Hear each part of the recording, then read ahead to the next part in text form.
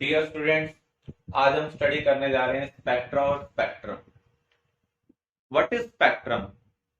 It is pattern of colours. हमें मिलता कैसे है ये? हम डेली लाइफ में भी इसे ऑब्जर्व करते हैं। जो रेनबो है वो एक टाइप का स्पेक्ट्रा है। जब व्हाइट लाइट ड्रॉपलेट्स के ऊपर इंसिडेंट होती है तो उस केस में वो स्प्लिट हो जाती है 7 कलर बैंड में, विबग्योर पैटर्न में, जिसे हम रेनबो बोलते हैं। ऐसा क्यों हो रहा है? जब आप व्हाइट लाइट को प्रिज्म में से पास करते हैं या फिर हम स्पेक्ट्रोमीटर में से पास करें तो उस केस में क्या होगा? लाइट रेयर से डेंसर मीडियम में एंटर कर रही है। जब भी ऐसा होता है तो क्या होगा? रिफ्रैक्शन होगा। रिफ्रैक्शन में जो डिफरेंट वेवलेंथ है वो डिफरेंट स्पीड से ट्रेवल करती हैं। इसकी वजह से जो डिफरेंट वेवलेंथ है वो स्प्लिट हो जाएंगे और हमें डिफरेंट कलर का पैटर्न मिल रहा है। यहां पर हमें विबग्योर पैटर्न मिल रहा है जिसे हम विजुलाइज कर सकते हैं। लेकिन व्हाइट लाइट में विजुअल रेडिएशन के अलावा अदर रेडिएशन भी प्रेजेंट होते हैं जिनको हम विजुलाइज नहीं कर सकते हैं। अगर हम स्क्रीन के ऊपर इस लाइट को रिसीव करेंगे तो आपको सिर्फ विबग्योर पैटर्न मिलेगा। लेकिन अगर आप फोटोग्राफिक प्लेट के ऊपर रिसीव करते हैं तो विजिबल के साथ साथ आपको अदर रेडिएशन का इम्पैक्ट भी देखने को मिलेगा। तो जो हमने पैटर्न ऑब्टेन किया वो कलर्ड भी हो सकता है और ब्लैकिश भी हो सकता है। तो उस केस में हम इस पैटर्न को क्या कहेंगे? स्पेक्ट्रा कहेंगे, या सिंपली हम क्या कह सकते हैं? स्पेक्ट्रम। तो ये क्या है? Spectrum. Type of spectra. Spectra को हम दो कैटेगरी में डिवाइड करते हैं, इमिशन स्पेक्ट्रा और अब्जॉर्प्शन स्पेक्ट्रा।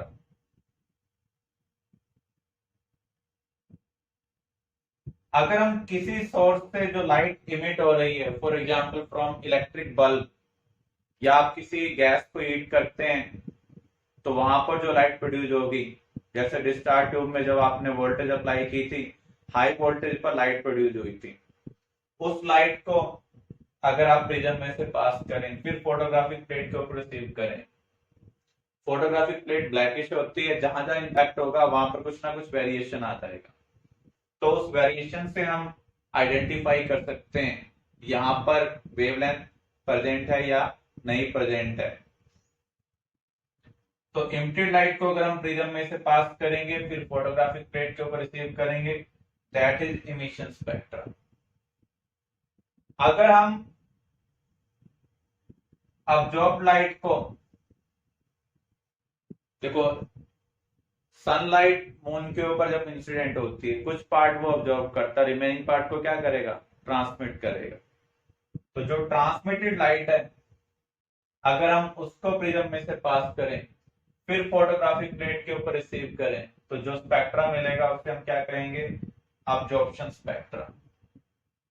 किसी भी बॉडी के ऊपर जब लाइट इंसिडेंट होती है कुछ पार्ट को वो ऑब्जॉर्व करता है, रिमेनिंग पार्ट को क्या करता है? Transmit.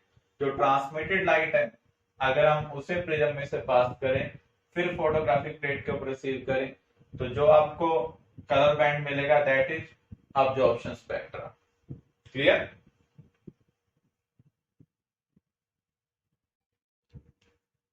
Type of emission spectra.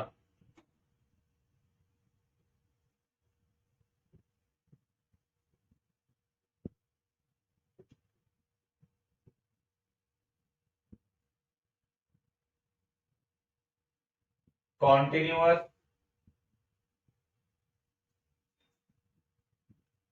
Discontinuous,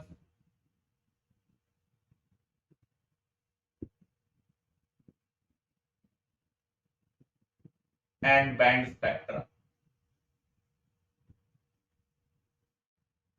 डिस्कंटिन्यूअस spectra का दूसरा नाम है लाइन स्पेक्ट्रा। इन सब में डिफरेंस क्या है? जहां पर आप बाउंड्री आइडेंटिफाई ना कर पाए उसे हम कहेंगे कॉन्टिन्यूअस स्पेक्ट्रा। जो विब्योर है, व्हाइट लाइट का जो स्पेक्ट्रा है, दैट इज कॉन्टिन्यूअस स्पेक्ट्रा। वहां पर आप ये आइडेंटिफाई नहीं कर सकते येलो कलर कहां से स्टार्ट हो रहा है और कहां पर फिनिश हो रहा है। इसका मीनिंग वहां पर कोई परफेक्ट बाउंड्री नहीं है।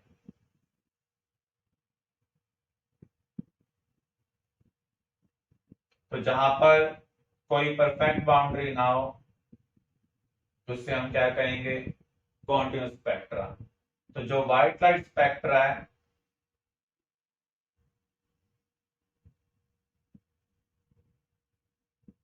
That is continuous spectra. Discontinuous spectra में कैसे मिलेगा? आपके पास सोडियम के वेपर्स हैं, इसको हम इलेक्ट्रिकली हीट करते हैं।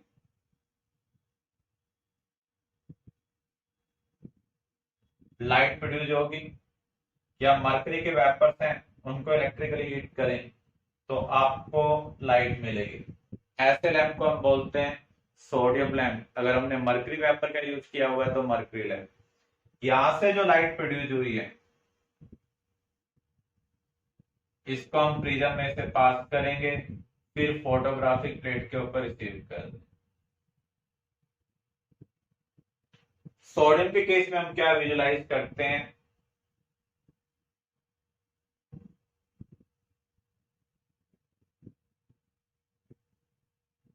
इन दो वेवलेंथ के कोरस्पॉन्डिंग फोटोग्राफिक प्लेट के ऊपर आपको इंपैक्ट मिल रहा है। तो यहां पर हमें येलो लाइन की फॉर्म में फोटोग्राफिक प्लेट के ऊपर स्पेक्ट्रा मिल रहा है।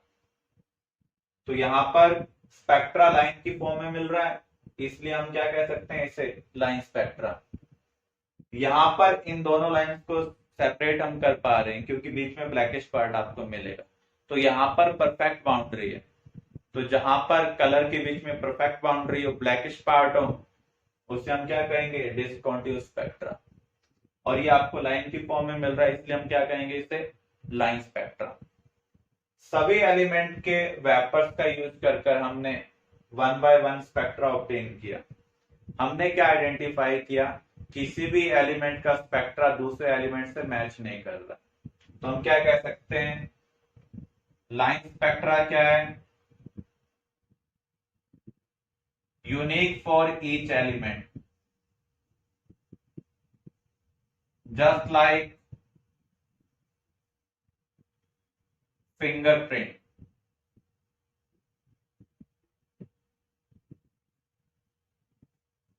किसी स्टार के ऊपर कौन कौन से एलिमेंट प्रेजेंट हैं हम कैसे आइडेंटिफाई कर पा रहे हैं? वहां से जो लाइट हम रिसीव कर रहे हैं उसको हम स्पेक्ट्रोमीटर में से पास करेंगे, फिर फोटोग्राफिक प्लेट के ऊपर रिसीव करेंगे। आपको एक लाइन का पैटर्न देखने को मिलेगा। अर्थ पर जो एलिमेंट प्रेजेंट है उनका लाइन स्पेक्ट्रा हमने बनाया होगा। तो जिस जिस एलिमेंट से लाइन मैच करती जाती है वो एलिमेंट उस स्टार के ऊपर प्रेजेंट है। इस तरीके से हम आइडेंटिफाई करते हैं जो डिस्टेंट ऑब्जेक्ट है वहां पर कौन कौन से एलिमेंट प्रेजेंट है। तो कि डिफरेंस क्लियर है आपको कॉन्टिन्यूअस और डिसकॉन्टिन्यूअस स्पेक्ट्रा में? तो एलिमेंट का जो स्पेक्ट्रा मिलेगा वो आपको लाइन की फॉर्म में मिलेगा। व्हाइट लाइट का जो स्पेक्ट्रा होगा वो कॉन्टिन्यूअस होगा। बैंड स्पेक्ट्रा किसके लिए यूज होता है? कंपाउंड के लिए। कंपाउंड को हम इलेक्ट्रिकली हीट करते हैं, वहां पर जो लाइट प्रोड्यूस होगी वहां पर मल्टीपल एलिमेंट का इंपैक्ट होगा। तो वहां पर आपको मल्टीपल एलिमेंट के कॉम्बिनेशन में इंपैक्ट देखने को मिल रहा है और इसलिए हम इसे क्या बोल रहे हैं? बैंड स्पेक्ट्रा बोल रहे हैं। तो यहां पर आपको कलर बैंड मिलेंगे। क्लियर?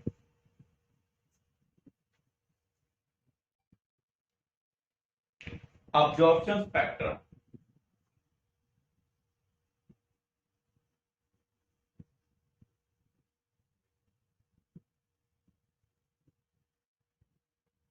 हमने किसी सोर्स से व्हाइट लाइट को ऑब्टेन किया, उसको हम अगर सोडियम वेपर के एटमॉस्फेयर में से पास करें, सोडियम वेपर को हमने ग्लास कंटेनर के अंदर प्लेस किया होगा। जब आप सोडियम वेपर्स को इलेक्ट्रिकली हीट कर रहे थे तो ये लाइट प्रोड्यूस कर रहे थे क्योंकि इलेक्ट्रॉन एक्साइट हो रहे थे। जब आप सोडियम वेपर्स को हीट नहीं कर रहे हैं और इनके ऊपर व्हाइट लाइट इंसिडेंट करेंगे तो ये कुछ पार्ट को अब्जॉर्ब करेंगे। कौन से पार्ट को अब्जॉर्ब करेंगे? उसी पार्ट को अब्जॉर्ब करेंगे जो आपने इलेक्ट्रिकली हीट करने पर इमिट किया था। अब जो ट्रांसमिटेड लाइट है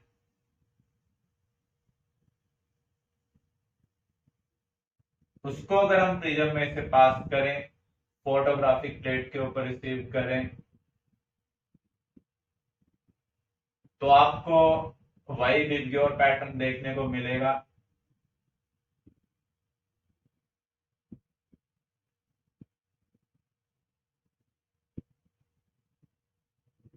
लेकिन दो ब्लैक लाइन भी आपको देखने को मिलेंगी।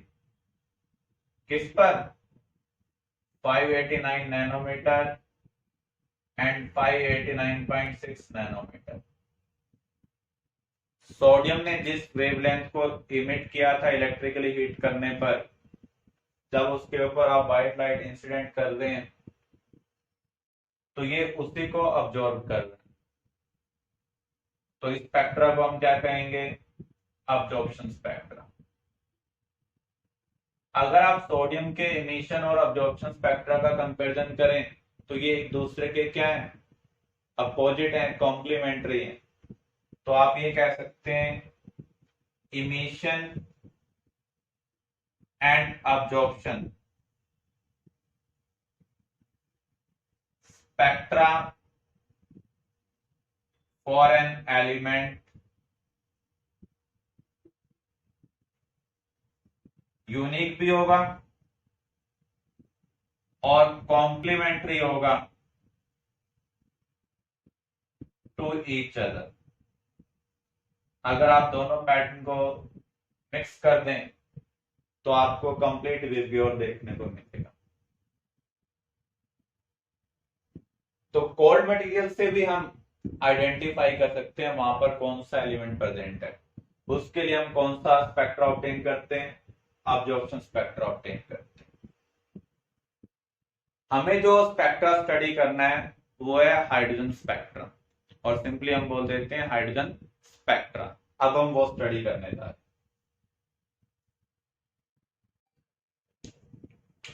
हाइड्रोजन स्पेक्ट्रा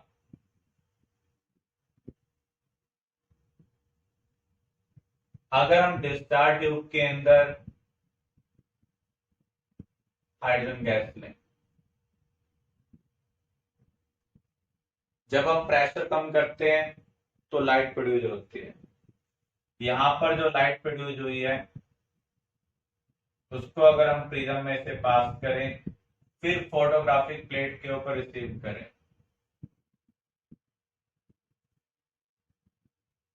तो यहां पर आपको 100 ऑफ लाइंस मिल रही हैं, जबकि सोडियम वाले केस में आपको 2 ही लाइंस मिल रही थी।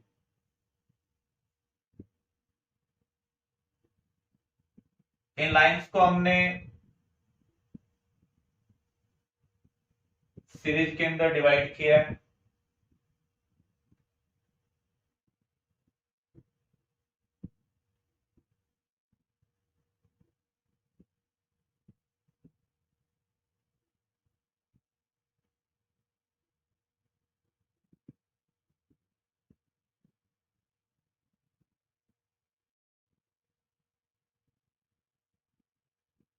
सिक्स सीरीज के अंदर हमने डिवाइड किया है।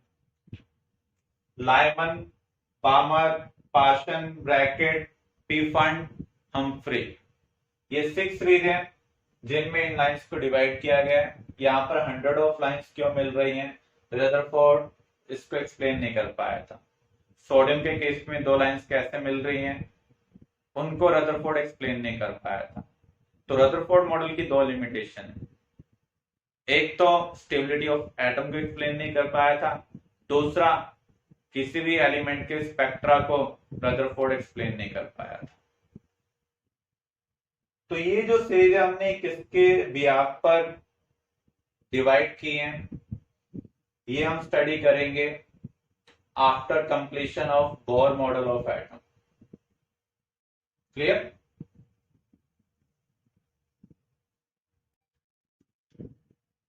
Bohr model of atom,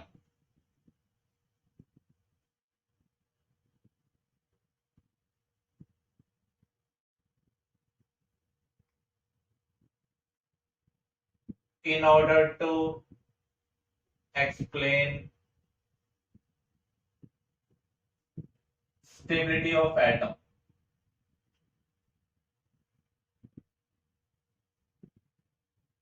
and line spectra of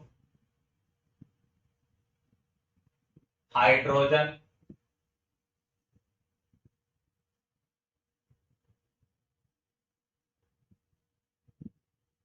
Bohr proposed a model based on Max Planck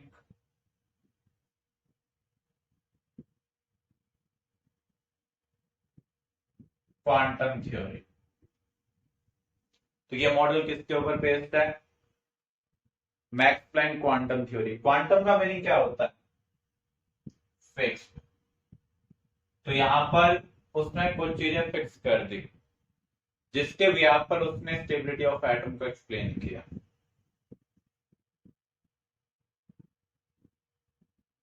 इसके पोस्टुलेट्स क्या है, मेन पॉइंट क्या है? In an atom electrons revolve around nucleus in fixed circular path.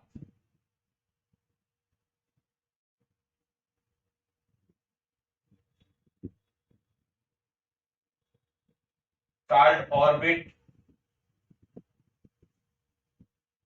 or energy shell.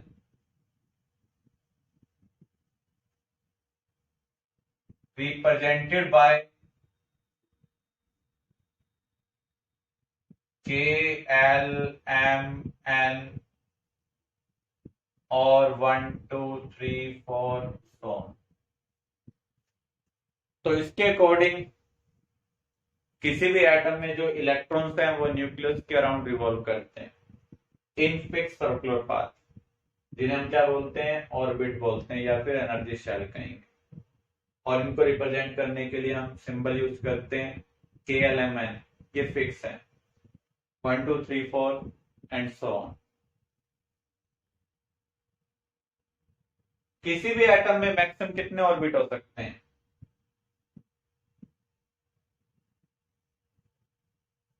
Infinite orbits possible.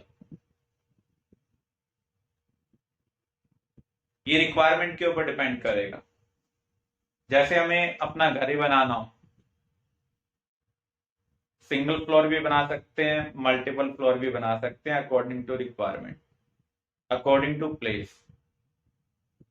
तो जितना ज्यादा लोग वहां पर रहेंगे उतने ज्यादा फ्लोर हमें बनाने पड़ेंगे।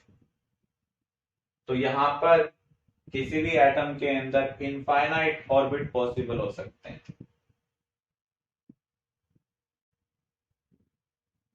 The energy of an orbit is given by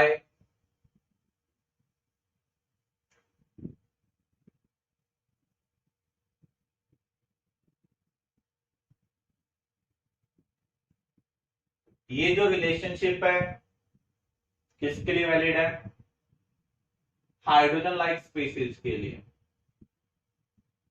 hydrogen like species क्या होती हैं? जिनमें हाइड्रोजन जितने इलेक्ट्रॉन हो, for example lithium di positive, helium mono positive, beryllium 3 positive, इन सबके पास एक एक इलेक्ट्रॉन। जेड यहां पर क्या है, atomic number of element. N यहां पर क्या है, ऑर्बिट नंबर। इलेक्ट्रॉन कौन से ऑर्बिट में, फर्स्ट ऑर्बिट में, सेकंड में, तो हम यहां पर nth ऑर्बिट की एनर्जी निकालते हैं। E1 है energy of first orbit of hydrogen. इसकी वैल्यू आपको याद करनी है, -13.6 इलेक्ट्रॉन वोल्ट। तो फर्स्ट ऑर्बिट ऑफ हाइड्रोजन की एनर्जी कितनी है, -13.6 इलेक्ट्रॉन वोल्ट। इस रिलेशनशिप का यूज कर कर हम किसी भी ऑर्बिट की एनर्जी निकाल सकते हैं, लेकिन ये किसके लिए एप्लीकेबल होगा, hydrogen and hydrogen like species के लिए एप्लीकेबल होगा, अदर के लिए एप्लीकेबल नहीं होगा। इसका मीनिंग क्या है, energy of N orbit is quantize. यहां पर ऑर्बिट की एनर्जी हमने क्या कर दी है, फिक्स कर दी है।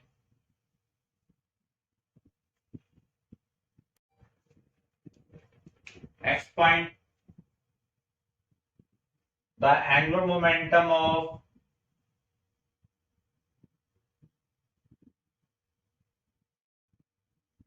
N orbit is also quantize. जैसे ऑर्बिट की एनर्जी फिक्स्ड है, ऐसे ही एंगुलर मोमेंटम भी क्या है, फिक्स्ड है। मास इनटू वेलोसिटी, इसे हम बोलते हैं मोमेंटम। अगर हम इसे रेडियस से मल्टीप्लाई कर दें और सर्कुलर पाथ, तो इसे हम क्या कहेंगे, एंगुलर मोमेंटम।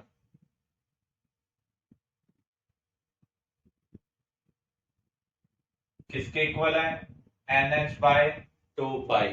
H यहां पर क्या है, Max Planck constant.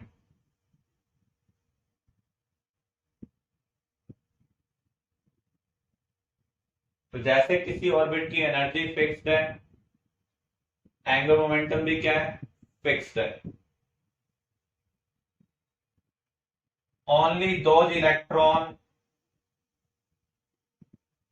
Occupy particular orbit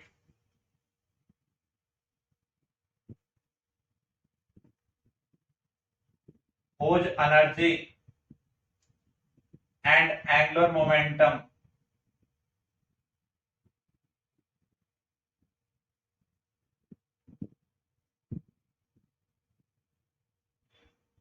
match with it। जिसकी एनर्जी और एंगुलर मोमेंटम उस ऑर्बिट की एनर्जी से मैच करेगा, तभी उस ऑर्बिट को ऑक्युपाई कर पाएगा, अदरवाइज उस ऑर्बिट को ऑक्युपाई नहीं कर पाएगा। कोई भी इलेक्ट्रॉन उस पार्टिकुलर ऑर्बिट को तभी ऑक्युपाई करेगा जब उसकी एनर्जी और एंगुलर मोमेंटम उससे क्या हो, मैच हो, अदरवाइज वो ऑक्युपाई नहीं करेगा। An electron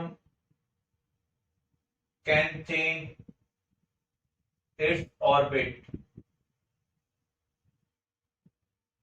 when it gain or lose fixed amount of energy।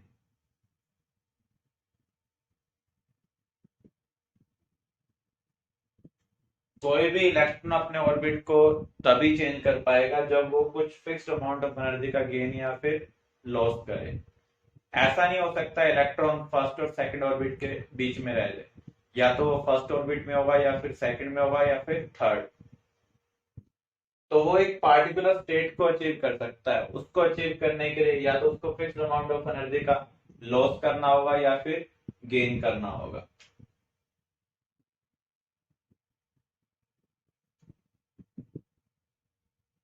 When an electron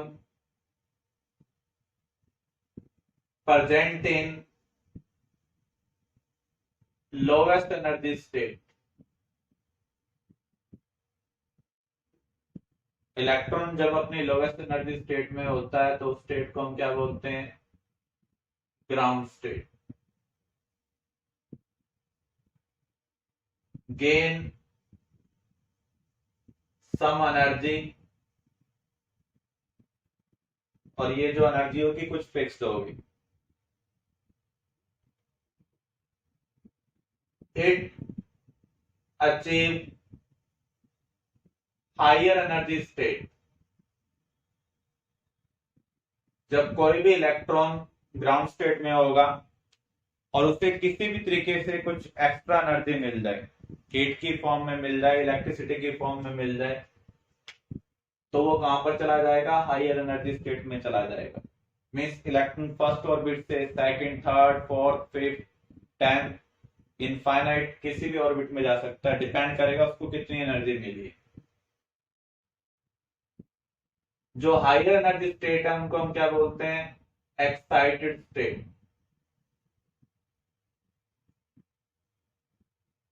these excited state unstable in nature.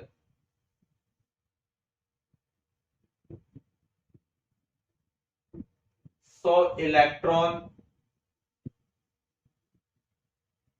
jump back to ground state directly or indirectly.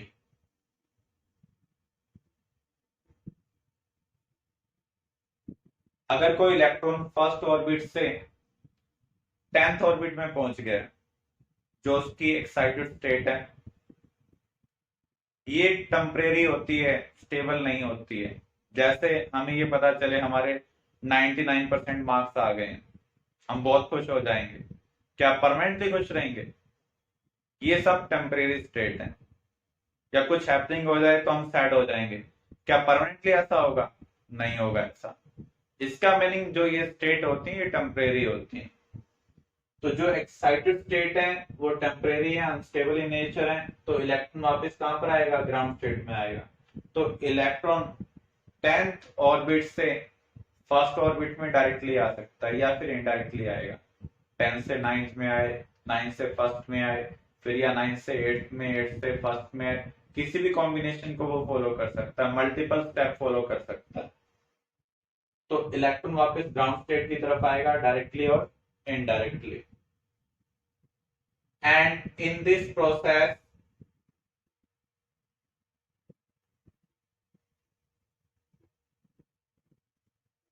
Release extra energy. जब वो ऊपर से नीचे आता है तो उसकी energy कम होती है, इन द फॉर्म ऑफ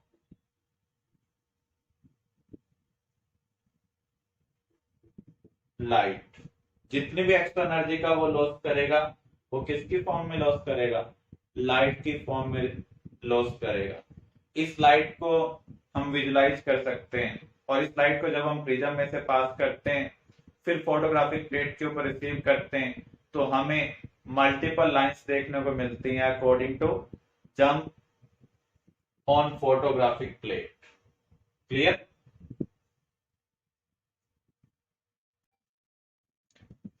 अभी हमने जंप के रिगार्डिंग स्टडी किया।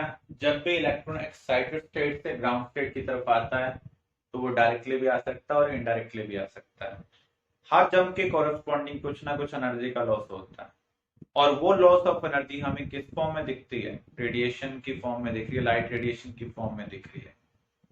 इस लाइट रेडिएशन की वेवलेंथ हम कैसे कैलकुलेट कर सकते हैं? पहली क्या है? Loss of energy of radiation from jump. मान लीजिए 5th ऑर्बिट से 3rd ऑर्बिट में इलेक्ट्रॉन ने जंप किया, तो E5 माइनस E3, ये जो डिफरेंस होगा ये किस फॉर्म में अपीयर हो रहा है? लाइट रेडिएशन की फॉर्म में अपीयर हो रहा है। लाइट रेडिएशन की एनर्जी हम कैसे डिटरमाइन कर सकते हैं? hc by lambda. तो ये दोनों इक्वल होंगी। तो अगर आपको डेली पता है, h आपको पता है, c आपको पता ही है, तो आप वेवलेंथ कैलकुलेट कर सकते हैं।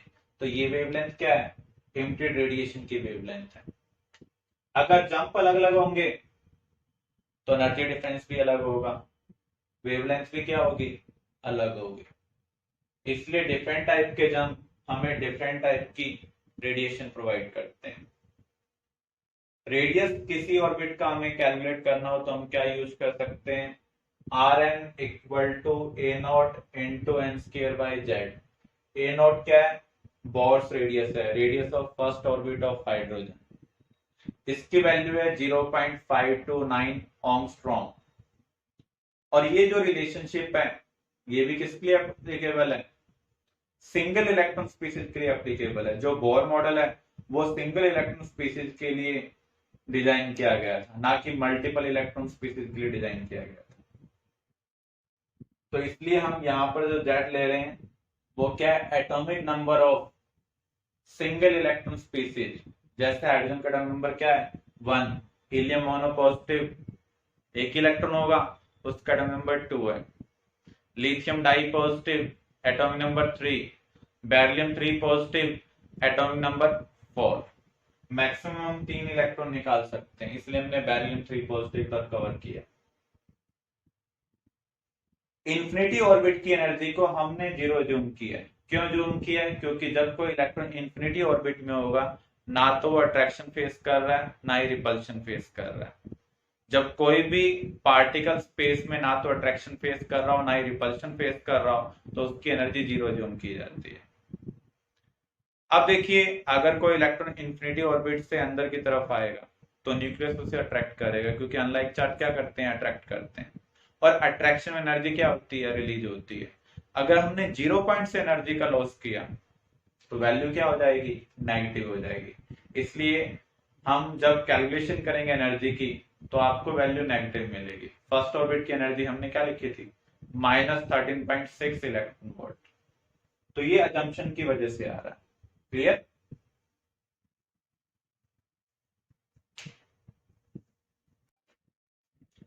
Next topic, derivation of radius and energy for Bohr model of atom. Bohr model of atom single electron species के लिए एप्लीकेबल है, मल्टी इलेक्ट्रॉन स्पीसीज के लिए एप्लीकेबल नहीं है। तो यहां पर हम जो स्पीसीज कंसिडर करेंगे वो सिंगल इलेक्ट्रॉन स्पीसीज है। For example hydrogen, helium monopositive, lithium di positive, beryllium tri positive. Other species हम कंसिडर नहीं कर रहे हैं क्योंकि हम मैक्सिमम कितने इलेक्ट्रॉन का लॉस कर सकते हैं, 3 इलेक्ट्रॉन का लॉस कर सकते हैं। तो यहाँ पर ये जो मॉडल है वो हाइड्रोजन और हाइड्रोजन लाइक स्पीसीज के लिए एप्लीकेबल है, अप टू बेरिलियम 3 पॉजिटिव के लिए एप्लीकेबल है। Rutherford model stability of atom को एक्सप्लेन नहीं कर पाया था, हाइड्रोजन स्पेक्ट्रम को एक्सप्लेन नहीं कर पाया था। इन दोनों को एक्सप्लेन करने के लिए बोर ने मॉडल प्रपोज किया था। बोर ने क्या कहा, कोई भी इलेक्ट्रॉन न्यूक्लियस के अराउंड फिक्स सर्कुलर पाथ में मूव करता है जिसे हम ऑर्बिट बोलते हैं। तो जब ये मूव कर रहा है तो उस केस में दो टाइप के फोर्सेस इन्वॉल्व हो रहे हैं। एक तो इलेक्ट्रोस्टैटिक फोर्स ऑफ अट्रैक्शन, जब भी चार्ज पार्टिकल एक दूसरे को अट्रैक्ट और रिपेल करते हैं तो उस फोर्स को हम बोलते हैं इलेक्ट्रोस्टैटिक फोर्स। अगर आपने किसी स्टोन को थ्रेड के हेल्प से बाइंड कर लिया और एक एंड का यूज कर आप स्टोन को सर्कुलर पाथ में मूव करवाएं तो सेंटर की तरफ जो आपके हैंड की तरफ फोर्स लग रहा होगा उसे हम कहेंगे सेंट्रीपिटल फोर्स। तो बोर ने क्या कहा, जो इलेक्ट्रोस्टैटिक फोर्स ऑफ अट्रैक्शन है जिसकी वजह से इलेक्ट्रॉन न्यूक्लियस के अंदर जा सकता है उसको काउंटर बैलेंस कौन कर रहा है, सेंट्रीपिटल फोर्स काउंटर बैलेंस कर रहा है, जिसकी वजह से इलेक्ट्रॉन न्यूक्लियस के अंदर नहीं जा रहा है, फिक्स सर्कुलर पाथ में मूव कर रहा है। तो इसका meaning electrostatic force of attraction और सेंट्रीपिटल फोर्स का जो मैग्नीट्यूड होना चाहिए वो क्या होना चाहिए, इक्वल होना चाहिए। इलेक्ट्रोस्टैटिक फोर्स ऑफ अट्रैक्शन को हम कैलकुलेट कर सकते हैं यूजिंग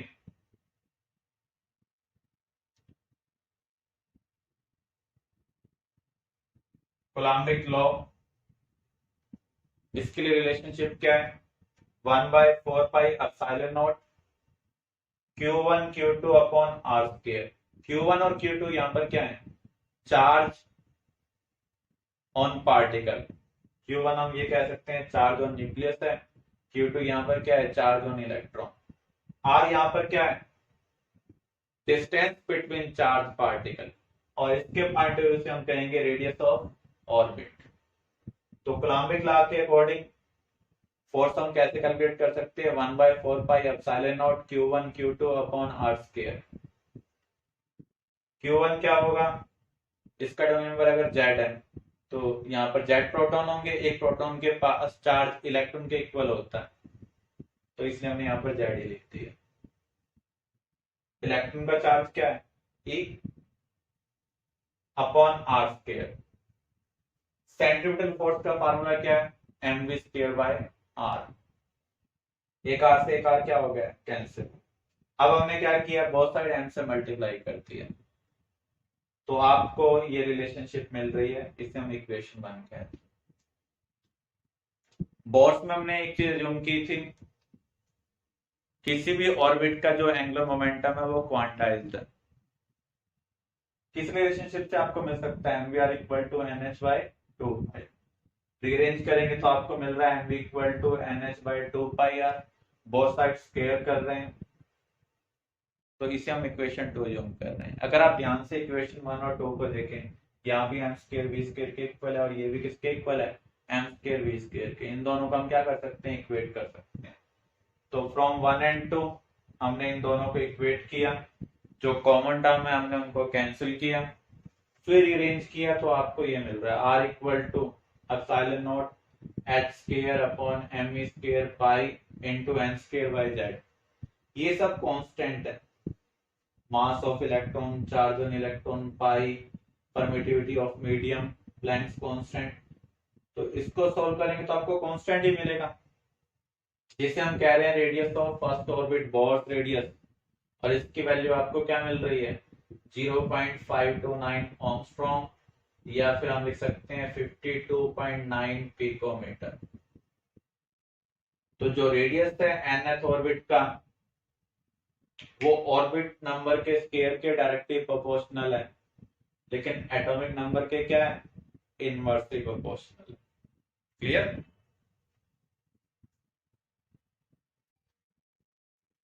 अब हम रिलेशनशिप निकाल रहे हैं टोटल एनर्जी के लिए। En रिप्रेजेंट कर रहा है total energy of electron in an orbit.